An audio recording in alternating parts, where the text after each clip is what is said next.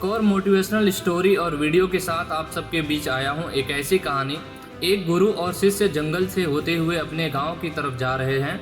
अंधेरा काफ़ी हो चुका था। शिष्य ने अपने गुरु से कहा कि गुरु की काफ़ी रात हो चुकी है, अगर आप कहें तो आज की रात यहीं आसपास के गांव में गुजार लिया जाए।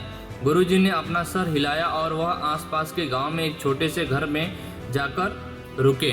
अब जैसे ही वहां गए तो गुरुजी शिष्य ने दरवाज़ा ठकठकाया। उस घर से करीब एक गरीब आदमी बाहर आया तो गुरुजी ने बोला, हम अपने गांव जा रहे थे, लेकिन काफ़ी रात होने के कारण हमने इसी गांव में रुकने का सोचा।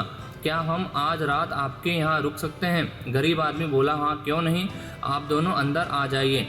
अब जैसे ही गुरु जी अंदर गए और उन्होंने देखा कि उस आदमी के घर में बहुत ज़्यादा गरीबी है।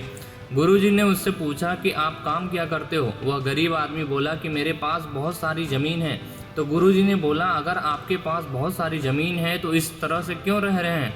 वह आदमी बोला कि किसी काम की नहीं है। गांव वाले बोलते हैं कि यह बंजर ज़मीन है, यहाँ पर कुछ नहीं उगाई जा सकती है और वहाँ फसल उगाना बहुत ही बेवकूफ़ी होगी और बहुत ही मुश्किल भरा काम होगा।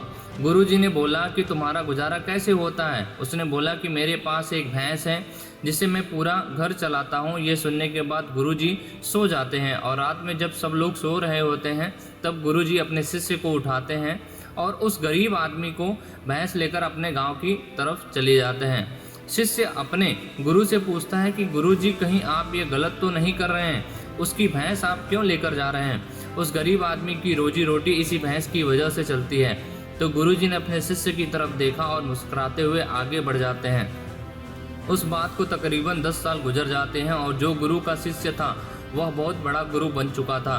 तो एक दिन उन्हें उस गरीब आदमी की याद आती है कि मेरे गुरु ने उस आदमी के साथ अच्छा नहीं किया था, मुझे एक बार चलकर देखना चाहिए कि वह आदमी अब किस परिस्थिति में है, अच्छा है या उसकी परिस्थिति और ख़राब हो चुकी है। वह शिष्य उस गांव की तरफ जाता है और वहां जैसे ही पहुंचता है तो देखता है कि जहां पर उस गरीब आदमी का झोपड़ा था वहां एक बहुत बड़ा आलीशान महल बन चुका था और उस झोपड़ी के बाहर जो बंजर ज़मीन थी उस पर फल फूल इत्यादि के बगीचे थे।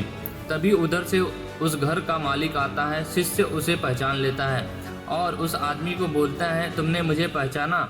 मैं अपने गुरुजी के साथ आया था, हमने एक रात के लिए आपके यहाँ रुके भी थे। वह आदमी उसे पहचान लेता है और बोलता है कि उस रात में आप कहाँ चले गए थे? और उस रात के बाद ही मेरी भैंस कहीं चली गई थी, मेरे पास कोई और रास्ता नहीं था, तो मैंने अपने ज़मीन पर मेहनत और फसल निकाली और मेहनत काफ़ी किया और आज मैं इस गांव का सबसे बड़ा और सबसे अमीर आदमी बन चुका हूं, उसी बंजर ज़मीन पर मेहनत करने के बाद। यह सुनने के बाद शिष्य की आंखों में अपने गुरुजी के लिए आंसू आ गए और उसे यह बात अब समझ में आई और वह रोने लगा।